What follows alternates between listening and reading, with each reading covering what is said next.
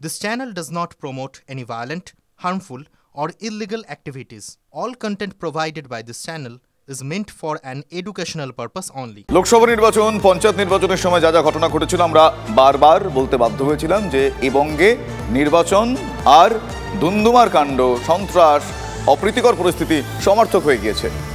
সমবায় নির্বাচনের ক্ষেত্রেও তেমনই দৃশ্য দেখতে পাওয়া গেল।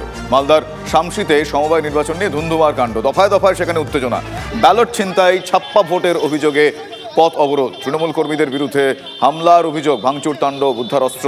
কি অভিযোগ আমি শুনবো। আমার সহকর্মী শুভতোষ রয়েছেন এই মুহূর্তে আমার সঙ্গে টেলিফোনে। শুভতোষ, সমবায় নির্বাচন সেক্ষেত্রেও পরিস্থিতি সামাল দেওয়া গেল না, কি কারণে, কেন এই পরিস্থিতি ঘটাতে হলো? যারা ঘটালেন তারা কি বলছেন, যারা অভিযোগ তুলছেন তারাই বা কি বলছেন, আমি একটু সবিস্তারে জানতে চাইবো। দেখো, এটা নিয়ে প্রথম থেকেই একেবারে উত্তেজনা চরমে, কারণ এটা একটা নিতান্তই কৃষি সমবায় ব্যাংকের একটা নির্বাচন, যেখানে 5 জনকে, এই যে এলাকায় হচ্ছে সেখানে 5 জন সেখানে প্রতিনিধি যাবে, তার মধ্যে 4 জন পুরুষ, 1 জন মহিলা। কিন্তু এই নির্বাচন যে কোনো নির্বাচনকে ছাপিয়ে গেল, যা পরিস্থিতি এখনো পর্যন্ত যে উত্তেজনা চলছে, দফায় দফায় উত্তেজনা। এবং এখন এই মুহূর্তে বাম কংগ্রেস জোট সমর্থিত, যদিও এখানে প্রতীকের কোনো ভোট নেই, কিন্তু সেখানেও তৃণমূল সমর্থিত ক্যান্ডিডেট রয়েছে, একই সাথে বাম কংগ্রেস জোট সমর্থিত ক্যান্ডিডেট, এবং সেই সমবায় নির্বাচনের জন্য তৃণমূল যেন একেবারে ছাপিয়ে পড়েছে।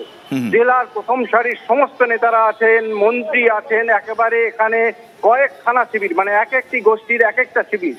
এই তারা পুরো এলাকাটা একেবারে দলে দলে লোক এসে ঘিরে ফেলে রেখে দিয়েছে শামসিতে। এর পাশাপাশি যেখানে বাম কংগ্রেস জোটের যে একটি শিবির করা হয়েছিল সেখানে ঢুকে ভাঙচুর, সেখানে হামলা অভিযোগ, এবং একটু আগে পর্যন্ত একজন বাম কংগ্রেস সমর্থিত একজন প্রার্থীকে ধরে রাস্তায় প্রকাশ্যে তাদেরকে মারধর করা হয় এবং সে কোনো ক্রমে পালিয়ে যায়।